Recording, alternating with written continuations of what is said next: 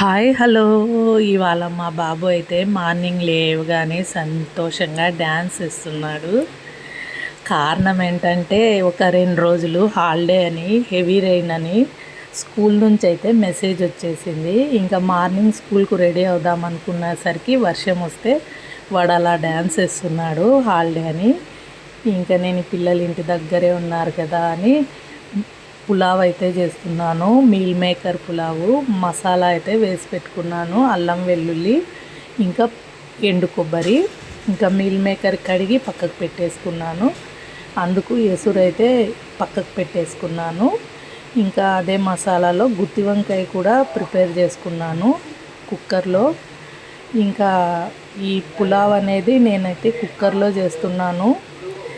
నార్మల్గా కుక్కర్లో చేస్తే చాలా బాగా వస్తుంది. ప్రెషర్ అంతా ఒక్కసారిగా విజిల్స్ వచ్చేస్తాయి కదా, అందుకని ఇంకా నేనైతే వంకాయ కూర కూడా కుక్కర్లోనే పెట్టేశాను.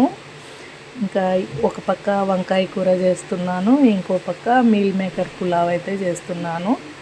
అందుకు గాను ఒక పెద్ద సైజు 3 ఉల్లిగడ్డలు అయితే కట్ చేసేసుకొని హాఫ్ నెయ్యి హాఫ్ ఆయిల్ అయితే వేసుకున్నాను. 3 గ్లాసులు అంటే ఒక 3/4 కేజీ బియ్యానికి ఒక 1/3 కప్ అయితే ఆయిల్ నెయ్యి కలిపి తీసుకున్నాను.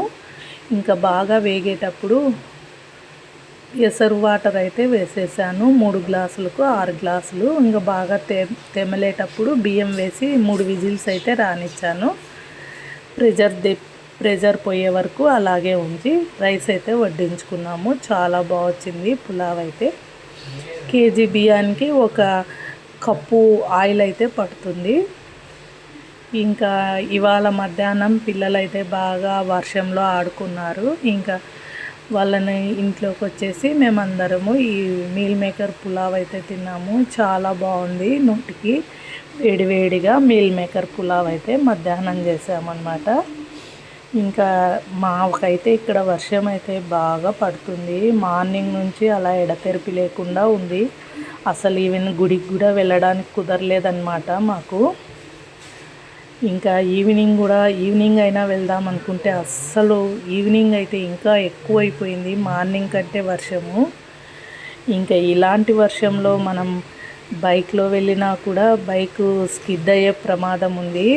ఇంకా అందుకే మేమైతే ఎక్కడికి బయటకు వెళ్ళకుండా ఇంట్లోనే ఉన్నాము ఇంత రెయినీలో. ఇక అంతే అండి. వీడియో లైక్ చేయండి, షేర్ చేయండి, సబ్స్క్రైబ్ చేసుకోండి. బాయ్.